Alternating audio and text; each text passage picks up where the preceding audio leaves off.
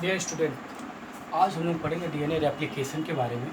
Mainly DNA replication जो होता है वो सेमी कंजर्वेटिव मोड के द्वारा होता है। कैसे होता है? सेमी कंजर्वेटिव मोड के थ्रू ही डीएनए रेप्लिकेशन होता है। सेमी कंजर्वेटिव मोड यानी डीएनए में जब भी रेप्लिकेशन होगा सेमी कंजर्वेटिव मोड के द्वारा होगा। और इसको प्रूफ किया था प्रूफ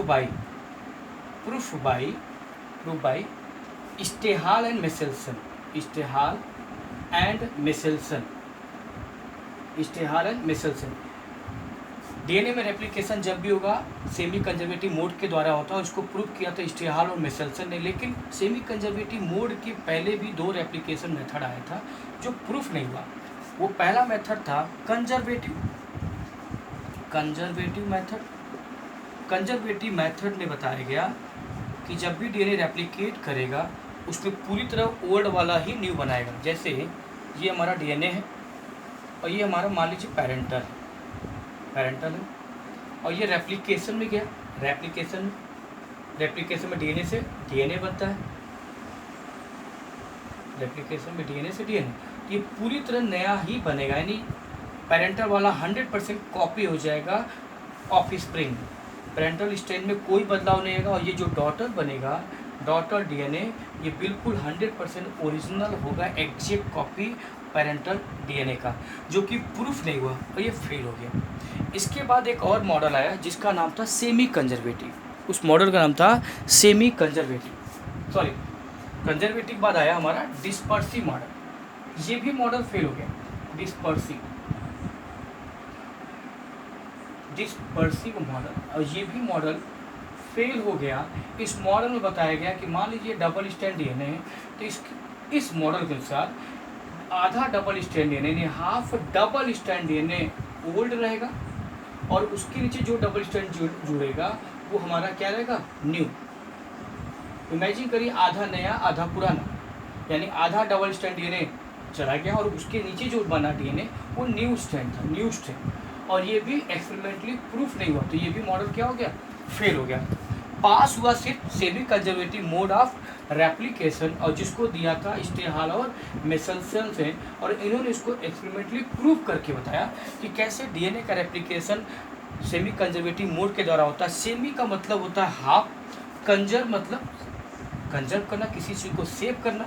तो हाफ नया मतलब कैसे होता है उसको हम लोग अभी देखते हैं। ठीक है, तो आगे देखते हैं हम लोग। देखिए पहले इसको थोड़ा सी हल्का सी और समझते हैं। सेमी कंजर्वेटिव को बताया गया जैसे मान लीजिए डबल स्ट्रैंड डीएनए है, ये दिख रहा है ना, double strand DNA. Suppose this is the double strand DNA. इसको हम लोग ओल्ड मान ले, ओल्ड स्ट्रैंड। इसको भी हम लोग ओल्ड स्ट्रैंड मान ले, यानी इसमें ओल्ड का मतलब पैरेंटल। ठीक, ये भी हमारा पैरेंटल स्ट्रैंड है। अब जब ये रेप्लिकेशन में जाएगा तो हमको पता है जब भी रेप्लिकेशन होगा ये पहले खुलेगा। रेप्लिकेशन में पहले डीएनए खुलता है और रेप्लिकेशन कहाँ होता है? सेल के अंदर सिर्फ और सिर्फ ये प्रोसेस होता है न्यूक्लियस में। Replication always occurs with in the nucleus.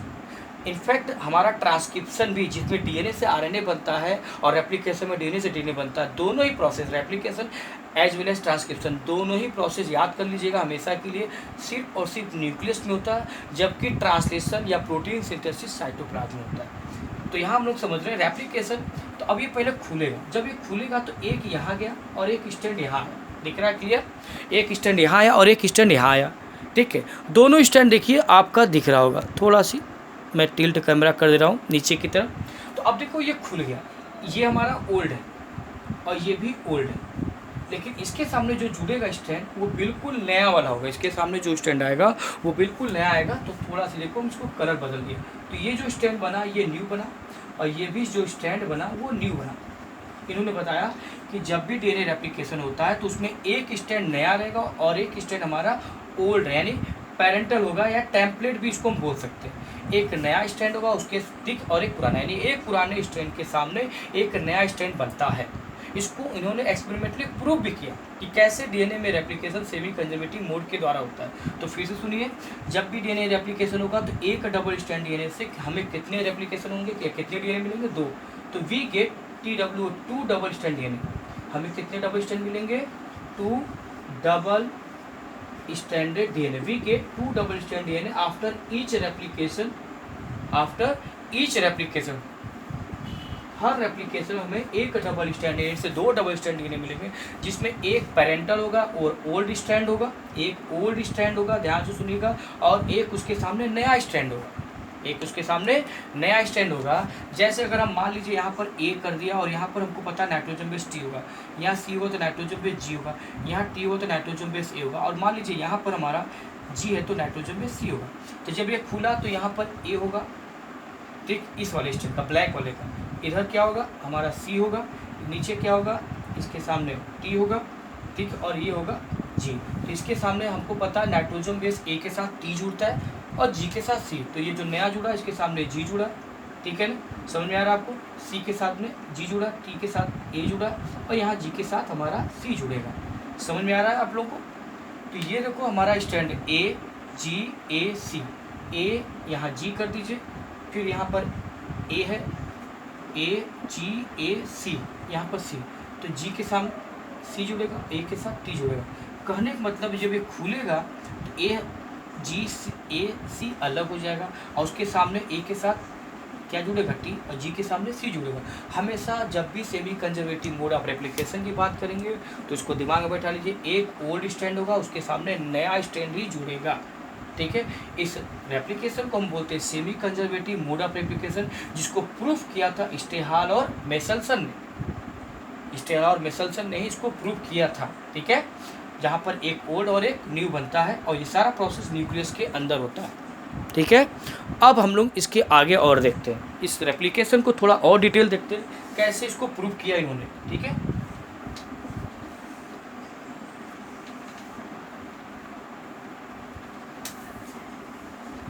Proof कैसे किया उसको देख लेते हैं।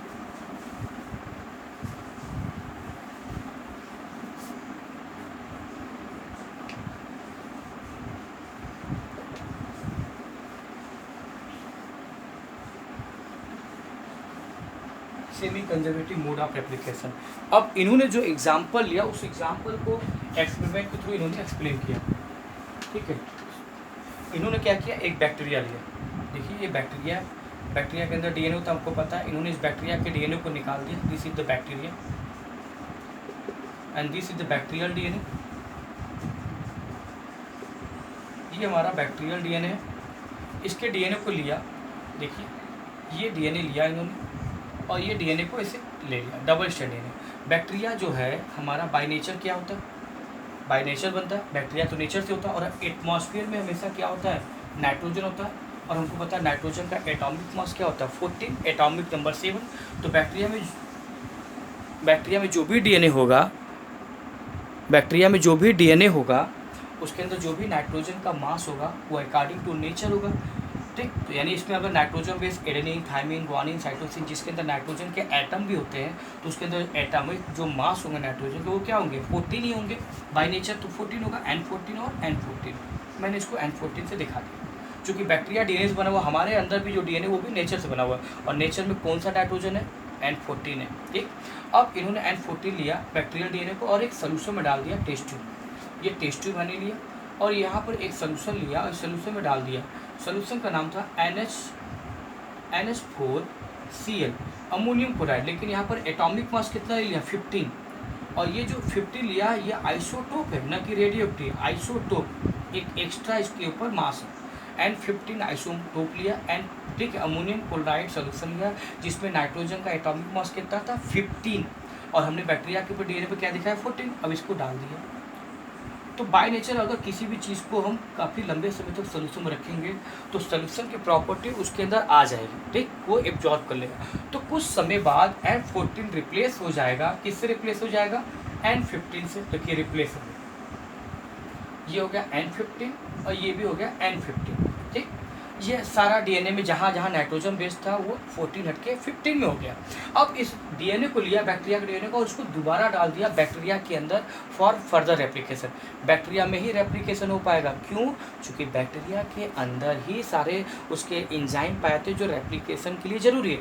एंजाइम, प्रोटीन, बिना एंजाइम के डीएनए पॉलीमरेज के, बिना एंजाइम के डीएनए रेप्लिकेशन पॉसिबल नहीं है, ठीक है, जिसको हम लोग अगले क्लास में जरूर पढ़ेंगे। तो अब यहाँ पर क्या लिया, इसको डाल दिया इंसर्टेड अगेन डाल देंगे इन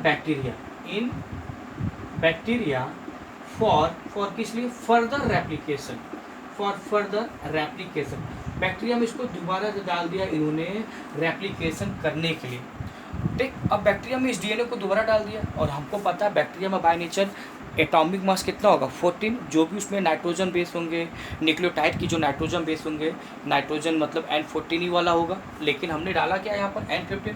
अब जब इसको रेप्लिकेशन में डालेंगे बैक्टीरिया के अंदर, जब ये रेप्लिकेट करेगा तो देखो क्या होता है इसके आगे की प्रोसेस। ठीक है, तो इसको हम मिटा रहे हैं, इसको इरेज कर रहे हैं, और मेरे विचार से आप लोगों को अच्छे से समझ में आ रहा होगा कि हम क्या आपको बताना चाह रहे हैं। अब इसके बाद क्या होगा देखते हैं। देखिए इसके बाद क्या हुआ, अब हमने ये डीएनए लिया, ध्यान से देखिएगा, ये N15 है और ये भी हमारा N15 ही है। इसको कहाँ डाल दिया, इन बैक्टीरिया, ठीक है ना, इसको बैक्टीरिया में दोबारा से डाल दिया। किस लिए डाल दिया, for further replication, for replication because it contain all types of enzyme, बिना एंजाइम का रेप्लिकेशन पॉसिबल नहीं। तो अब ये डीएनए खुलेगा, जब भी रेप्लिकेशन होगा, मैंने बताया था कि एक डबल स्ट्रैंड से 2 डीएनए स्ट्रैंड बनता है। पहले ये खुलेगा, ये सिंगल स्ट्रैंड खुला, यहाँ भी सिंगल स्ट्रैंड, तो ये क्या था N15 है और ये भी N15। ठीक, लेकिन बैक्टीरिया के अंदर बाय नेचर कौन सा एटॉमिक मास होगा, नाइट्रोजन का 14 वाला होगा।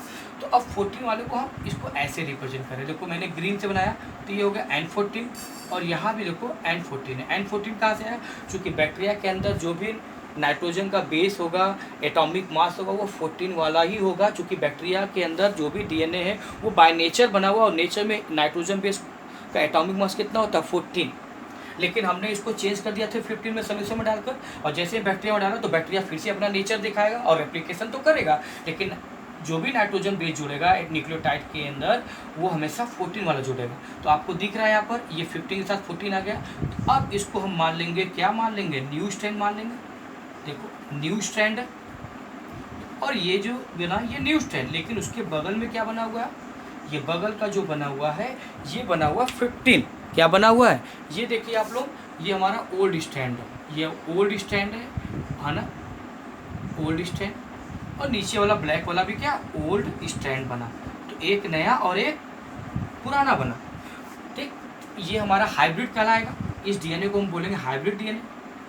इज दैट क्लियर ना, हाइब्रिड डीएनए।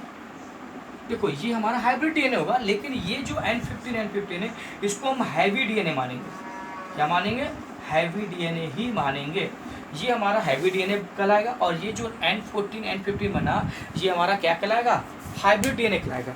और हमको पता है कि ये दोबारा रेप्लिकेशन में जाएगा तो ये खुलेगा, ये भी रेप्लिकेशन में जाएगा तो ये भी ओपन होगा। जब भी ओपन होगा तो अलग अलग खुलेगा, एक ब्लैक यहाँ गया और उसके सामने हम ग्रीन कलर से बना रहे हैं दिखाने के लिए ये।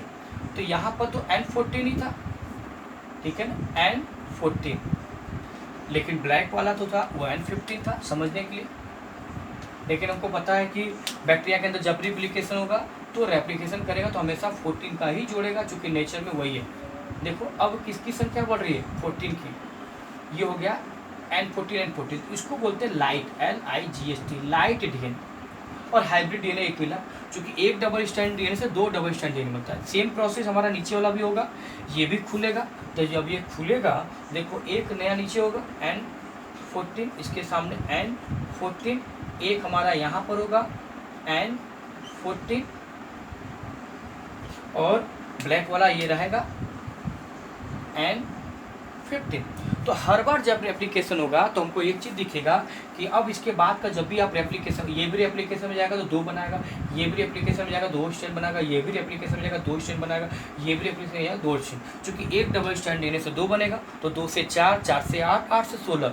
तो अगले स्टेप में क्या होगा, हमको लाइट डीएनए का संख्या ज़्यादा मिलेगा और हाइब्रिड डीएनए कम होता चला जाएगा। लेकिन एक चीज़ तो ये हो गया कि जब भी डीएनए रेप्लिकेशन होगा वो सेमी कंजर्वेटिव जो ये स्टेप में प्रूफ हो जाता, पहले स्टेप में प्रूफ हो गया, 15 के साथ 14 आया, हाफ नया और हाफ हमारा पुराना।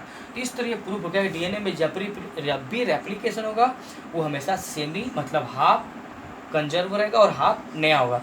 इज दैट क्लियर ना, यहाँ तक प्रूफ हो गया। इसके बाद का रेप्लिकेशन आप अगर करेंगे तो हमको N14 की संख्या स्टेप बाय स्टेप बढ़ती चली जाएगी, N15 कम हो जाएगा, N15 और 14 कम हो गया, यानी हमको हाइब्रिड डीएनए तो कम मिलेगा, लेकिन light DNA step by step replication में बढ़ता चला जाएगा। क्योंकि हाइब्रिड डीएनए तो शुरू में तो मिला, लेकिन अब हम एक ही डीएनए लिए थे, तो जाहिर सी बात है N15 14 कम मिलेगा। ठीक, तो यहाँ पर हैवी डीएनए है, ये लाइट डीएनए बना, सॉरी ये हाइब्रिड डीएनए बना, चूँकि N14 14 है, N15 14 और 14 14 को हम बोलेंगे लाइट डीएनए बैंड।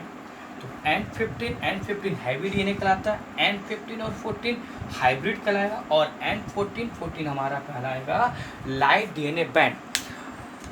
ये सारे प्रोसेस क्या हो रहा है, रेप्लिकेशन कहाँ हो रहा है, बैक्टीरिया के अंदर हो रहा है।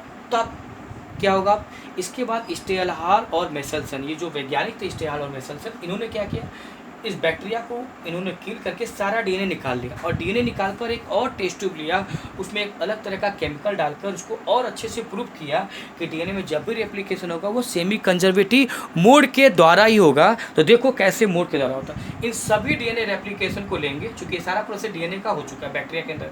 अब बैक्टीरिया के डीएनए को सारे को निकालेंगे हम, उसमें हमारा हैवी डीएनए बैंड होगा, यानी हैवी डीएनए भी होगा, उसमें हमारा लाइट डीएनए भी होगा, उसमें हमारा हाइब्रिड डीएनए होगा, तीनों बैंड होगा, तीनों का डीएनए होगा, हैवी डीएनए भी होगा, हाइब्रिड डीएनए भी होगा और लाइट डीएनए। इन सब को हम ले लेंगे और लेकर एक अलग से टेस्ट ट्यूब में इन्होंने डाल दिया। कैसे डाला, देखो एक टेक्निक से इन्होंने इसको प्रूफ और अच्छे से कर दिया कि DNA always replicate semi conservative mode of replication. देखिए कैसे, उस टेक्निक को हम बोलते हैं semi conservative mode of replication. क्या बोलते हैं, semi conservative mode of replication. देखो उस टेक्निक का नाम है caesium chloride centrifugation technique. Caesium chloride Cl, caesium chloride density centrifugation technique. ठीक, सीजियम क्लोराइड सेंट्रीफ्यूगेशन टेक्निक। अब टेस्ट ट्यूब लिया इन्होंने, ये टेस्ट ट्यूब ले लिया, दैट क्लियर। ये देखिए टेस्ट ट्यूब के अंदर एक सोल्यूशन डाल दिया, उस सोल्यूशन का नाम क्या था, सीजियम क्लोराइड सोल्यूशन। और इस सोल्यूशन को अंदर जितने भी बैक्टीरिया के डीएनए थे, हैवी डीएनए, लाइट डीएनए और हाइब्रिड डीएनए डाल दिया, और डालने के बाद मशीन में डाल दिया। तो मशीन जो होता है वो सेंट्रीफ्यूज करता है, एकदम मोटर की तरह घूमेगा, जिसके अंदर हमारा टेस्ट ट्यूब भी तेज़ी से स्पिन करेगा।